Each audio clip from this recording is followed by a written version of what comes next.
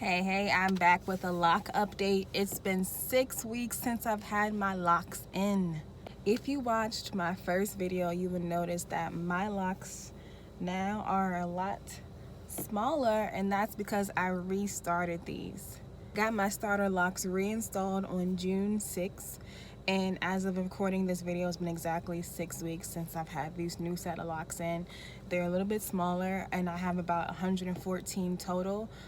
I was really stressing over the parting size, and I had a lot of unraveling the first time I washed my first set of starter locks, so I decided to go ahead and hit up a professional. I've experienced so much budding, like almost every single one of my locks are budding, so I'll show you a close-up of what that looks like. Because I haven't really seen any videos that really show you what budding looks like. I've seen pictures and whatnot, but you'll get a good close-up of what budding looks like. And for those of you who are unfamiliar with budding happens, it's the process of the hair matting, and it kind of looks like the lock is pregnant. I know my hair and my scalp gets really oily fast, and it gets really sweaty when I work out, so I had to wash it after 3 weeks. As a loose natural, I really could only go 1 week, 2 weeks max without washing my hair, so 3 weeks is pretty good for me. However, with my first retwist, because my scalp gets really sweaty and oily fast, it didn't last at all. The next day when I went walking and worked out, the retwist was gone. So then that's when I decided to experiment with interlocking. So I actually interlocked my hair last week, which was 5 weeks in, and I'll give you a close-up of that as well. Let me know if you have any comments or any other questions I haven't answered.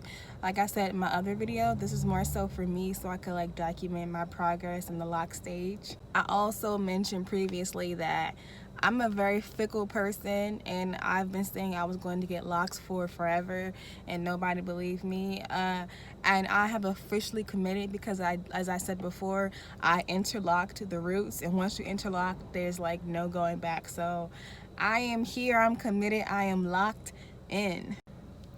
Here's some budding here. You can see here that part. Another good example of budding. You can see here at the root. It's much fatter. Here's another good example.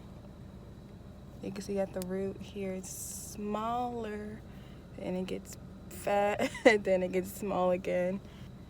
Another good example of budding. You can see that. So yeah, pretty much all of my locks have been budding. Some bigger sizes or smaller sizes, but they all have shown some budding. Interlock.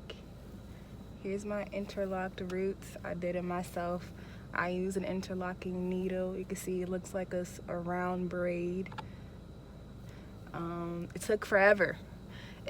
I watched 2 1.5 hour long movies, 3 hours, plus an extra 30-40 minutes, so almost about 4 hours.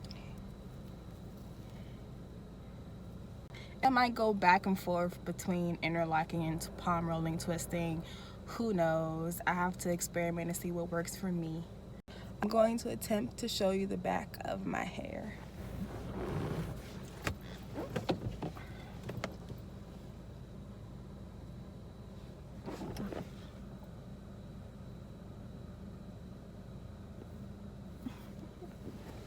I'm also considering combining the front locks because for some reason she parted them super small. Well, you know, the edges of your hair are thinner, so I believe she should have parted these, a little bit bigger, but since she parted them the same size as the rest of the locks, they're super thin. So I might be combining these in the future in the front, but I'm loving my locks so far. I've been doing styles. I'll do the 2 buns or 2 mini buns, or I'll leave it like this a lot of the time, or I'll just put it up in a ponytail. Okay, I've already done a braid out really stretched my hair, but I'm going to refrain from braid outs because it has to shrink up and lock, and braid outs stretch it out more. But yeah, that's pretty much it. I'm loving my locks so far. I can't wait for them to fully lock up. Okay.